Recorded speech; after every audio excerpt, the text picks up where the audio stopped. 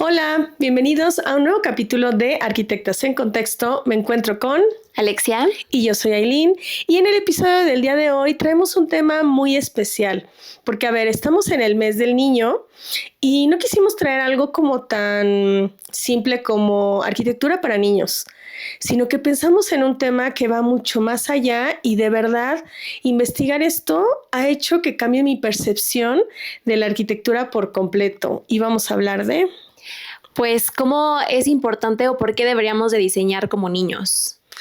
Ahora, esto tiene muchísimas bases científicas que pues no es nada más como analizar esta parte filosófica que yo no me considero tan buena en eso, aunque es muy interesante, sino también esta parte científica porque hay muchos estudios al respecto, pero ojo, los estudios no es como que los encontremos como de, ay, ¿cómo diseñar como niños? No, o sea, más bien los estudios van de la parte infantil y demás, pero este concepto, la verdad es de que, no sé, me voló la cabeza. Sí, fíjate que y ahorita platicando con Eileen estábamos pensando de dónde salió ese tema y yo recuerdo que en algún momento en alguna clase de filosofía en arquitectura se tocó el tema y estoy casi segura que fue a raíz de una frase que dijo Picasso, que ya sabemos que está funadito Picasso, pero aún así me parece bastante interesante la frase que él dice, que seguramente no la voy a decir tal cual como era, pero que básicamente los niños tienen mayor libertad y que los niños crecen, o más bien nacen siendo artistas, y que el verdadero problema es cómo seguir manteniéndonos con este espíritu de los niños de ser artistas, ¿no? Que me parece bien loco y que también él dice que durante 5 años tardó para pintar como Rafael y que tardó toda la vida para poder dibujar o pintar como niños, o sea, es que está muy loco, porque entiendo lo que va, siento que conforme vamos creciendo, como que la misma sociedad te va dictando, te va metiendo en esta caja de lo que debería de ser y como que ya la parte de la creatividad de los niños se va perdiendo un poco. Y es que, a ver, para entender mejor este tema desde el inicio, cuando yo estoy investigando, me estoy acordando de caricaturas como Rugrats o la película de Intensamente también me vino muchísimo a la cabeza, porque siento que al final terminamos olvidando esa parte, cómo jugábamos, cómo teníamos esa percepción del espacio tan diferente. Y ahí es donde me gustaría empezar con un concepto que me encantó, que se llama el affordance, que pues quien lo definió como tal, porque es un tema de psicología ambiental. Y fue el psicólogo James Gibson, aunque después fue también utilizado mucho en sus textos de Donald Norman. Y este concepto que la traducción en español como que es más compleja, se me hace más fácil explicar a lo que se refiere, que es esta parte de cómo el propio objeto nos condiciona cuál es el uso que va a tener, ¿no? De decir, pues no sé, vemos una silla, pues es para sentarse. Y aquí es donde entra un término que es el affordance lúdico, que tiene mucho que ver cómo esto depende mucho de la percepción de quien lo ve. Pensemos por un momento cuando éramos niños y si no nos acordamos, o sea, piensen en esas caricaturas como Rugrats jugando así cosas increíbles con lo que tenían a la mano, donde un niño, en lugar de ver una mesa que es para sentarse o trabajar, pues no, o sea, es una cueva, si se mete abajo y es un fuerte, o sea, increíble. De hecho, si ustedes se ponen a pensar, estoy casi segura que la mayoría hizo una casita como con sábanas. Sí, súper sí. O era su sueño tener una casa del árbol. Cañón. Siempre quise, pero creo que ni siquiera árbol teníamos en mi casa. Y si ustedes lo tuvieron, o sea, qué envidia. Pero bueno, el punto es que esa percepción de cómo los niños hackean la forma en la que es el espacio es impresionante, pero más impresionante a mí se me hace cómo perdemos eso al crecer. Uh-huh. O sea, es como triste, pero también esta parte que nos ha condicionado de cómo deben de ser las cosas. Y algo que le comentaba hace rato a Alexia de que me ha parecido increíble durante esta investigación es cómo durante los últimos años, sobre todo después de las, como de las guerras mundiales y así, lo que nos ha determinado más, sobre todo como arquitectos, ha sido la funcionalidad. O sea, sí entiendo esa parte que se habla de que, pues sí es también estético, forma, función y bla, bla. O sea, sí, pero a nivel como un poquito más industrial, hablemos de casas, habitación en serie, y demás temas espaciales o incluso de diseño industrial, ¿no? Con la Bauhaus y todo era para que fuera funcional. Y darnos cuenta con muchos de los estudios que estamos viendo ahorita que pues tal vez no ha logrado el objetivo que queríamos. O sea, eso es como, no sé, como complicado. Pero bueno, para entenderlo mejor, ¿qué es lo que pasa? Este término, pues al final lo que los estudios están de alguna manera diciendo es pues que como están los espacios diseñados ahorita, nos están condicionando a que nuestro cerebro como que trabaje de forma automática, como que vamos en piloto automático porque hay que trabajar, hay que hacer esto y demás. Y cuando Alexia me propuso el tema justamente de cómo pudiéramos manejar esto, de diseñar como niños, se me vino a la mente un tema que me ha obsesionado durante los últimos años, que es el tema del diseño biofílico. Y justo le dije, ahorita se me ocurren dos que creo que pueden ir con ese. Como paréntesis, el diseño biofílico es como, hagan de cuenta que biofilia significa como amor a la vida y nos dice que nosotros como seres humanos llevamos poco tiempo en entornos urbanos, o sea, en su mayoría, y como que siempre buscamos la naturaleza. Y hay un estudio de una consultora que se llama Los 14 patrones del diseño biofílico, en lo cual lo divide como en estrategias, porque la profundidad del diseño biofílico radica más en el tema de neuroarquitectura, que también es un tema que me ha volado la cabeza el último tiempo y es como, pues sí, como de alguna manera nosotros percibimos el espacio. Es un poco este mismo affordance que les comentaba hace un momento, pero en el tema de diseño biofílico lo divide como en 14 estrategias y esas 14 estrategias lo divide como en tres grandes zonas. La primera es la naturaleza en el espacio, que es como lo obvio de ver la naturaleza en el espacio. La otra es analogías naturales, que tal cual son cosas que pues como que nos pudieran recordar a la naturaleza.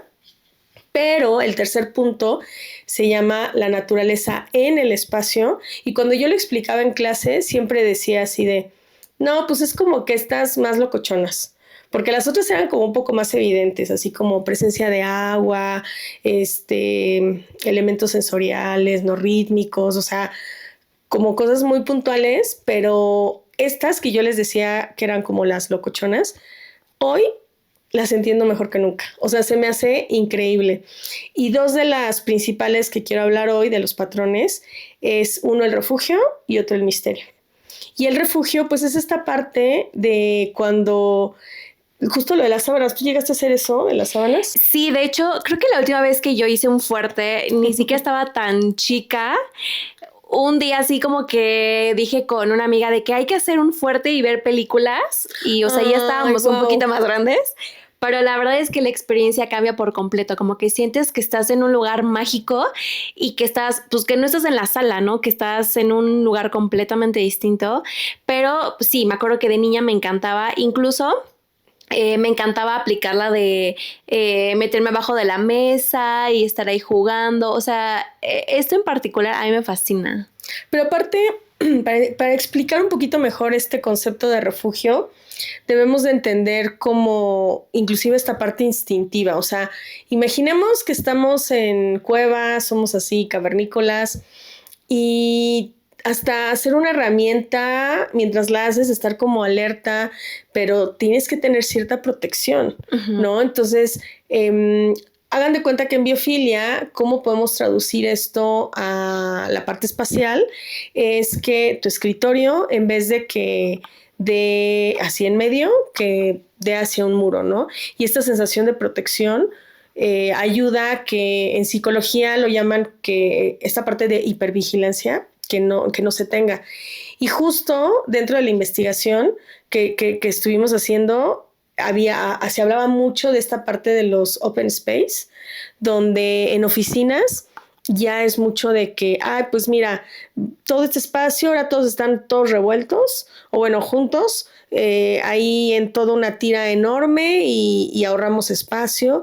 Y eso es a lo que me refiero con esta parte de funcionalidad, pero no una funcionalidad de pues de que sea cómodo, como de ergonomía, no, sino de dinero, de que haber menos espacio. Claro, que además, o sea, algo que me ha parecido bien interesante a lo largo de las investigaciones es que pues los open space en realidad se hicieron para terminar con los cubículos cerrados, ¿no? Como que pensando que iba a ser una gran idea, pero eso es lo padre y lo interesante de cómo avanza la arquitectura. Cuando piensas que algo va a ser mejor, a lo mejor no resulta del todo mejor, ¿no? Pero pues eso es lo padre de ir aprendiendo y de ir haciendo propuestas nuevas. Y ahorita que mencionas lo de refugio, me acordé de dos cosas.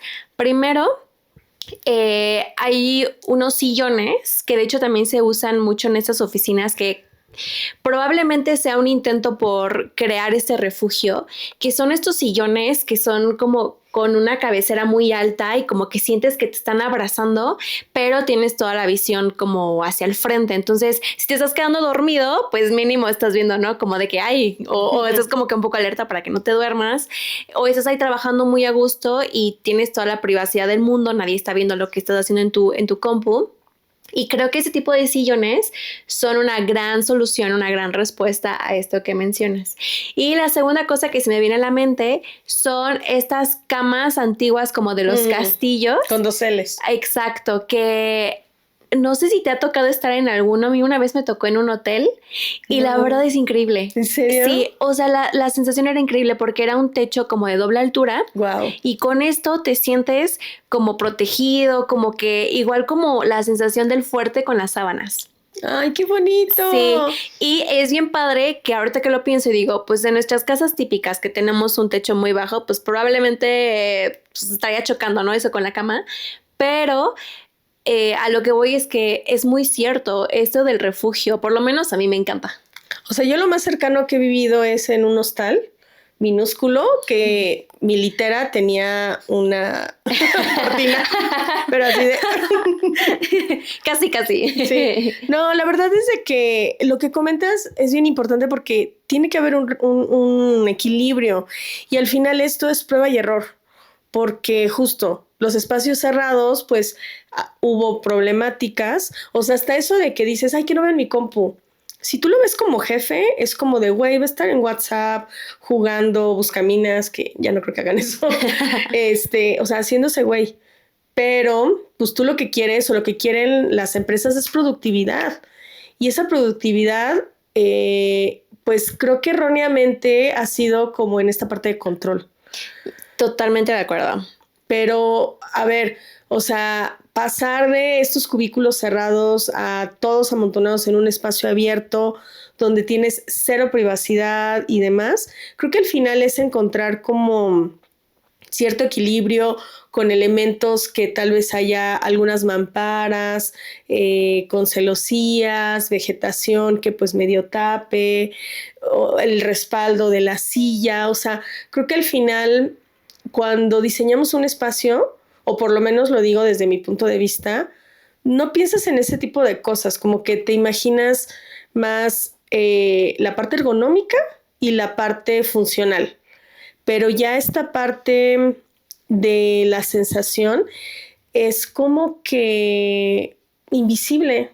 Claro, lo que pasa es que con el funcionalismo nos olvidamos de otro tipo de funcionalismo, que es el funcionalismo sensorial o el emocional, que es igual de importante que el que conocemos, ¿no?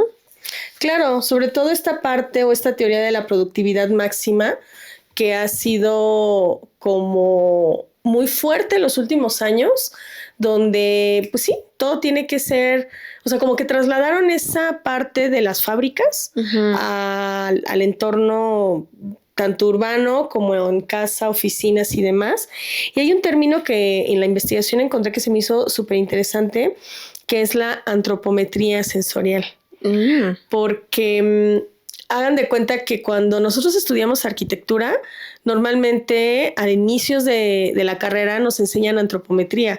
¿Qué esto qué significa? Pues las medidas del cuerpo, de que a ver, a qué altura tiene que ir una mesa, qué medida tiene que tener una silla, medidas. Pero con las medidas tenemos un problema del que también ya hemos hablado un montón Alexia y yo, sobre esta parte, por ejemplo, del hombre de Vitruvio o el modulor, que es este hombre blanco de 1,80, 1,70, sí, 1,80, con unas medidas como súper específicas. Que claramente ni tú ni yo entramos ahí en ese rubro. Nosotros entramos en las medidas de niño. Pero de alguna manera, o sea, entiendo la necesidad de estandarizar todo, por supuesto que sí, y ahí es donde volvemos a encontrar el tema del equilibrio. O sea, si ya se vio que en las oficinas no funciona que todo esté como con cubículos cerrados, pues tampoco irte al extremo, ¿no? Entonces, aquí siento que no se ha logrado un buen equilibrio en el tema de medidas. Hablamos de la antropometría normal, porque cuando hablamos de accesibilidad, justo este término de antropometría sensorial lo encontré mucho también con el tema, no nada más de esta parte de neuroarquitectura, sino en general con la parte de diseño universal, porque personas con alguna discapacidad motriz, visual, auditiva, pues todo es a través de otros sentidos. Entonces, poder tener el control de ver, sentir, escuchar, para muchas personas, o sea, es vital, ¿no? Que lo tengan que hacer. Entonces, al final esta parte como tan cuadrada que hemos visto o sea, en muchas corrientes, no digo que en todas, porque claro que se ha hablado de esto muchas veces, pero darme cuenta, justo le platicaba a Alexia que yo vengo de una escuela súper funcional, o sea, así todo muy cuadradito, técnico, así normativa, medidas, bla, bla, bla. Y ahora que he estado estudiando más cosas y que doy clases en la UAC, donde hay profesores como de muchas ramas, yo intento estar muy abierta a otro tipo de pensamiento y darme cuenta ahorita que me falta muchísimo, o sea, muchísimo como por entender toda esta sensibilidad que se requiere. Pero bueno, regresando un poquito a los ejemplos del diseño biofílico, el tema del refugio, siento que se complementa muy bien con el otro tema que es el de misterio. Y es que el de misterio igual, o sea, yo lo tenía catalogado en estas estrategias fumadas, pero parte de esta promesa de nueva información, ustedes imagínense que están caminando en un bosque. ¿Cómo es la visión en un bosque? O sea, hay muchísima vegetación, hay cosas, entonces tú vas caminando y no sabes lo que te vas a encontrar adelante. Y el que te muevas hace que digas, oh, o sea, ¿qué voy a encontrar allá? Claro. ¿Sabes? Yo justo pensando en esto, me acordé de cuando era niña, solía mudarme muy seguido con mis papás, entonces pasé por muchas casas. Y una de mis cosas así favoritas cuando era niña era la exploración, de que llegabas a una nueva casa y era como que buscar en los closets, a ver si encontrabas como algo de las personas que vivían ahí antes, o como que siempre en la mente tenía como el típico de las películas que si te vas a una duela ibas a encontrar ahí como una cajita secreta, wow, cosas así. Obviamente eso nunca pasó porque ni duela tenían las casas, pero esa sensación de entrar a un nuevo espacio y explorarlo era más divertido cuando las casas no eran tan cuadradas, obviamente. Claro. Cuando tenías a lo mejor una configuración distinta a la que usualmente tenemos, por lo menos como niña era súper interesante. Y creo que no deberíamos de perder esta emoción al entrar a nuevos espacios, ¿no? ¿Y qué es lo que pasa? Pues que nuestras casas básicamente ya te dicen todo. Entras y ya viste prácticamente toda la casa y ya no hay nada nuevo que descubrir ni que ver y pues ya, nada nuevo, nada sorpresa. Y justo encontrar esa diferencia en el que no decir, a ver, hagamos como si fuera arquitectura para niños. No se trata de eso, porque eso me viene a la cabeza como luego vemos las oficinas de Google que dices, wow, o sea, hay casi en la sala de juntas una alberca de pelotas, ¿no? Pero no es tanto eso. Digo, estaría divertidísimo y qué Increíble. padre. Me acordé, de hecho, que en la Nahua pusieron un tobogán. Ah, sí. Nunca me aventé, me dio pena. Debí haberlo hecho. Pero, o sea, creo que al final, si puedes meter algún elemento interactivo así, está increíble. Pero tampoco se trata de eso, simplemente es hasta romper un poco con lo monótono por esto que les digo del cerebro que hace como esta parte como automática. Y para que vean que no me lo saco así de la manga nada más, el neurocientífico Fred Gage comprobó que los cerebros humanos fabrican nuevas neuronas, que se le llama eso neurogénesis, con mayor facilidad cuando justo hay este tipo de estímulos. Y si no está esto, les digo, pasa lo de como el piloto automático, porque habla de el área de lugares para hipocampal, que en sus siglas en inglés es PPA, que es esta parte como de asombro, de poder descubrir cosas nuevas. Y esto en los espacios que habitamos pueden ser desde eso que les decía, tal vez algún elemento como una celosía que tape parcialmente la vista y que te invite a moverte y descubrir qué hay, que esto mismo se puede lograr con vegetación, con sonidos, con olores. O sea, de verdad a mí el tema del diseño biofílico, cada vez más descubro las bondades que tiene. Exacto. ¿Sabes también de qué me acordé? Que esto, para que lo guarden, porque eventualmente vamos a hacer un episodio sobre esto, pero hay una casa que hizo una arquitecta, Eileen Gray, donde estaba esta época de Le Corbusier que decía cómo tenían que ser las cosas y demás. Entonces Eileen lo que hace es que pone un muro en la entrada o como esto que no permite que luego que entres a la casa veas las vistas porque eran unas vistas impresionantes, sino que te obligaba a hacer cierto recorrido para que descubrieras esas vistas tan increíbles que era del mar. Y que justamente Le Corbusier criticó esto, que decía como que ese muro estorbaba, que no debería de estar ahí. Pero al contrario, yo creo que más bien Eileen sabía perfectamente lo que estaba haciendo. Y no sé si les ha pasado justamente que piensas que estás en un lugar normal y de repente volteas y ves un paisaje increíble o ves algo así que te sorprende y también te genera hasta dopamina, ¿no? Esa sensación. Totalmente, o sea, justo parte de los estudios que hay de neuroarquitectura y diseño biofílico son todos estos neurotransmisores que nos ayudan a bajar el cortisol, tener más dopamina, todo ese tipo de cosas con estímulos que están dentro del mismo espacio. O sea, cambiar texturas. O sea, yo me puedo pensar en las casas como antiguas, donde había molduras, había tapetes con diferentes colores, candelabros. Y ahorita está ese minimalismo extremo donde incluso hasta los colores, ¿no? Uh-huh. Donde es como, no, entre más monocromático, más aesthetic. Exacto. Que obviamente Alexia está súper en desacuerdo. Totalmente. Ese tema del color es increíble y justamente yo también voy a sacar mi acordeón porque ahorita que estabas mencionando todo el tema de pues el funcionalismo y el minimalismo y demás, pues justamente tiene que ver como respuesta de la época de las grandes industrias, que es el Taylorismo, que como contexto era, hagan de cuenta que quien creó esta teoría, era una persona que andaba con cronómetro midiendo a las personas que estaban en la fábrica. Ay, y estaba contando cuánto tiempo tardaban en hacer una acción para después analizarlo y decir, ¿sabes qué? Este paso fue innecesario, podríamos ahorrarnos un par de segundos. No manches. Ajá, entonces eso se tradujo también en otras teorías que un poquito con esto de la productividad, pues se empezó a tener la teoría de que estos espacios como muy limpios y blancos iban a ayudar a reducir distracciones. ¿Y qué iba a pasar con esto? Pues que las distracciones, eliminándolas, pues ya te ibas a concentrar más. Pero, a ver, quiero también como un poquito adentrarnos en el tema, porque pues se ha creído esto, ¿no? Que los colores son algo superficial y que te distraen y que son algo decorativo.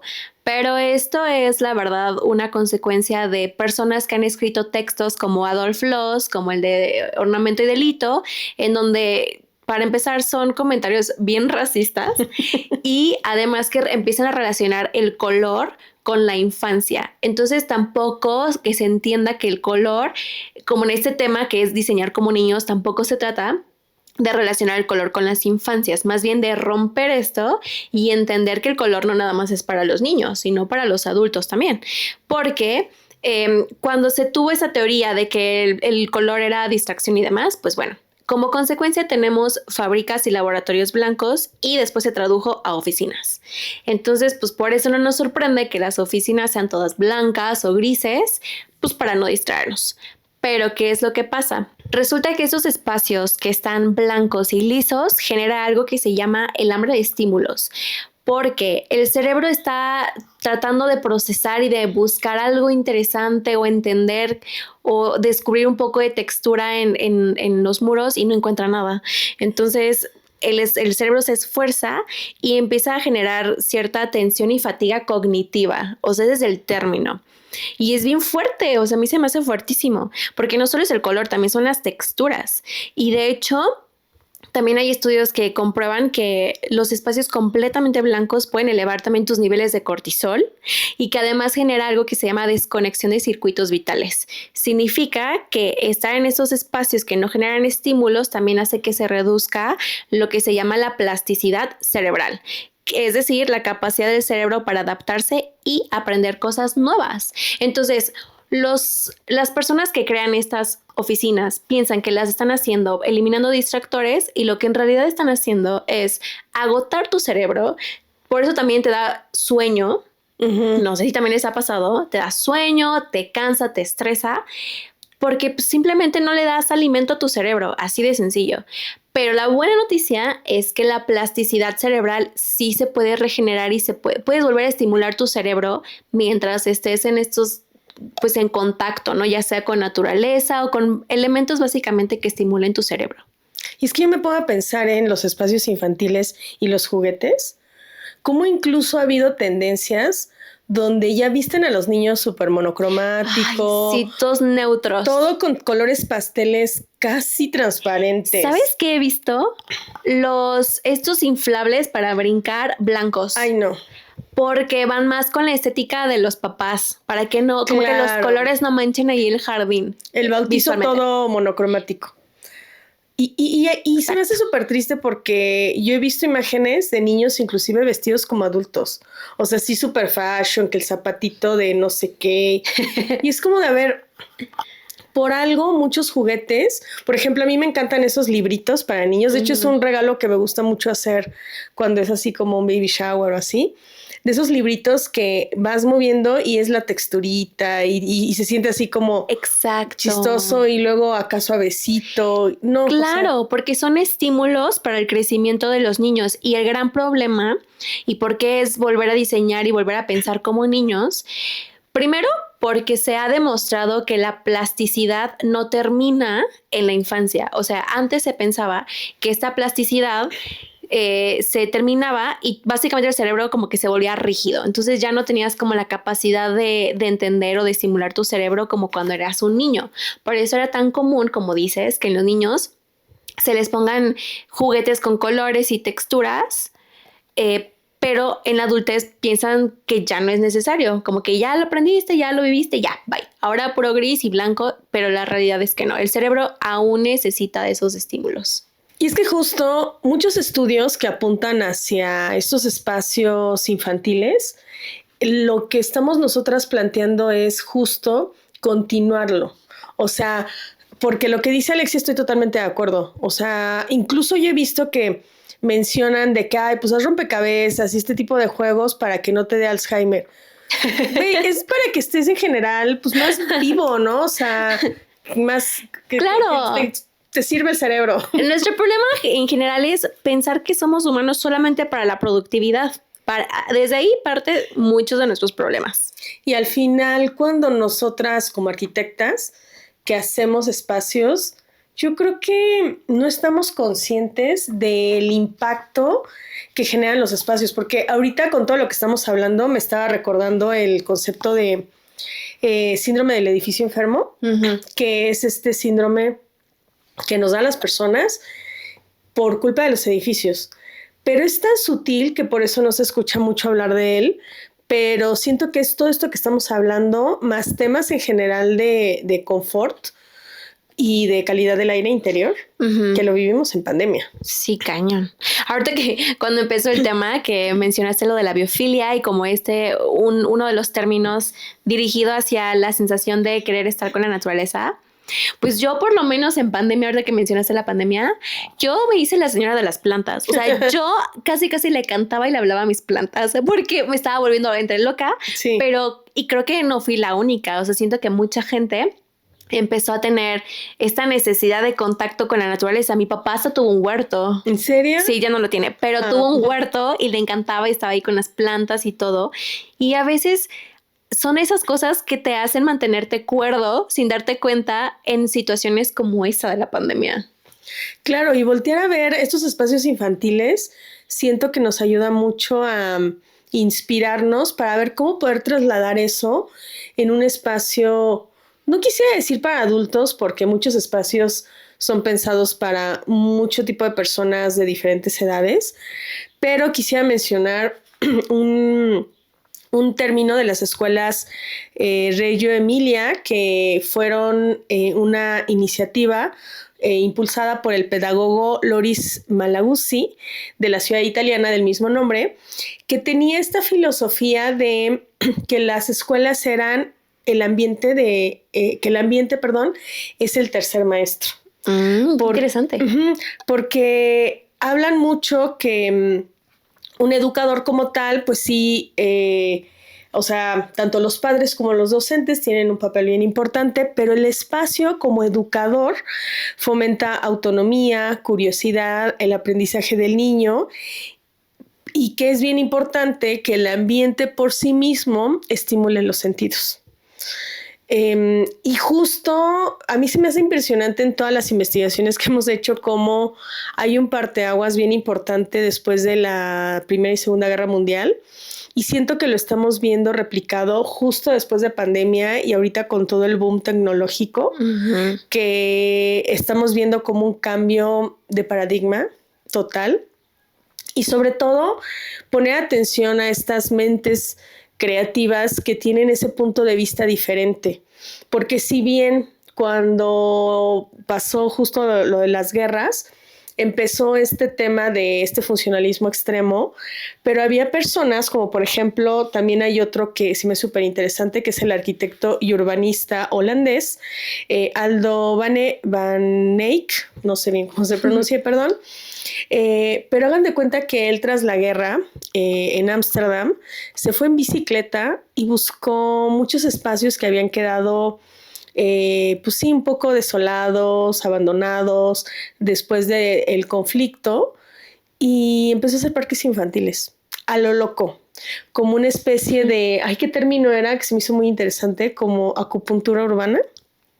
Y me encantó porque si bien eran espacios para niños principalmente, porque él hacía como los parques con los juegos infantiles y demás, como que hacía también esta misma parte de hackear al adulto de su rutina, o sea, desde quedarte a ver cómo juegan los niños, pasar por ese espacio que te rompe la monotonía, y fue algo impresionante. Igual les vamos a dejar algo de bibliografía de todos estos estudios que encontramos, que al final abonan este tema, y es lo que decía, no es como que haya una tesis que yo haya encontrado, sí, por favor, díganme, pero que diga, ay, ¿cómo es mejor diseñar arquitectura a través de los ojos del niño?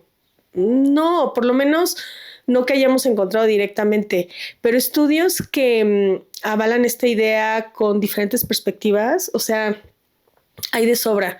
Y creo que al final abrirse a este tipo de discusiones es importante, pues, para ser mejores arquitectos y arquitectas. Sí, además también, o sea, ¿por qué tenemos que hacer todo aburrido para empezar? O sea, ¿por qué el adulto ya no se puede pues hasta cierto punto divertir, salirte de la rutina. Sabemos que es alimento para el cerebro, hasta para la vida, ¿sabes? O sea, creo que por lo menos analizando todos estos temas, te das cuenta que pues hacemos cosas muy aburridas. Sí. O sea, como si por ser adulto ya no puedes hacer muchas cosas que de niños, o sea, como decías, no vamos a meter toboganes, o sí, o a lo que voy es que es bien padre meter estos elementos que te emocionaban de niño, o, por ejemplo, lo que mencionabas en un principio de lo de la mesa. ¿Por qué asumimos que una mesa tiene que ser como es? ¿O por qué asumimos que donde te tienes que sentar tiene que ser con la forma que conocemos? O sea, es pensar como niños. Sobre todo, yo creo que tiene mucho que ver como este tema de normas sociales y la vergüenza que nos da. Por ejemplo, ahorita me estaba acordando, me dio como, no sé, de, por ejemplo, yo grabarme en la calle o grabar, ni siquiera grabarme platicando, grabar algo, no sabe la pena que me da. O sea, hay veces como de que nadie me está viendo y grabo algo. Y digo, qué tontería. Primero, ahorita todo el mundo lo hace. Y segundo, me pongo a pensar en cómo, o sea, ustedes imagínense cuando han convivido con niños, pues cómo actúan. O sea, actúan sin pensar en qué van a pensar de ellos, en que si se despeinaron, en que... Y tener como esa mente tan estresada de muchos factores sociales es lo que siento que nos está llevando, o sea, a estos problemas de salud que al final son en lo que se traduce. Totalmente. Pero bueno, creo que queda mucho con esta reflexión de pensar cuando ustedes estén diseñando un espacio o así, yo creo que sería decir, bueno, o sea, mi yo de 8 años, ¿cómo vería este espacio? ¿Cómo lo habitaría? ¿Cómo le gustaría interactuar con él? Y a partir de eso, pues tal vez podamos hacer arquitectura diferente. Totalmente de acuerdo. Y además, pues, ¿por qué no salir de esto del funcionalismo que se inventó hace más de 100 años? Creo que también es momento de empezar a pensar en un funcionalismo distinto, pensar en cómo alimentar nuestro cerebro de una forma más feliz. O sea, digo, no por ser como que muy, ¿cómo decirlo?, positiva, pero tenemos un mundo por explorar y cuestionarnos por qué hacemos las cosas como las hacemos, ¿no? Ese tema a mí me encantó. Me encantaría seguir explorando, me encantaría saber también lo que ustedes piensan, si en algún momento lo han pensado también de por qué hacemos las cosas como las hacemos, o si han leído o han visto algo sobre ese tema, por favor, compártanoslo porque hace falta por ahí más información que hable del tema. Y pues, no sé. Pues hasta aquí el episodio del día de hoy. No se olviden apoyarnos para que ahora sí duremos mucho tiempo haciendo episodios. Estamos nosotras muy comprometidas, emocionadas por todo lo que les estamos preparando. Los temas que estamos preparando que vienen nos encantan. Y pues nada, coméntenos, compartan esta información para alguien que le pudiera interesar. Y pues nos vemos en el siguiente capítulo. No se olviden de suscribirse. Bye.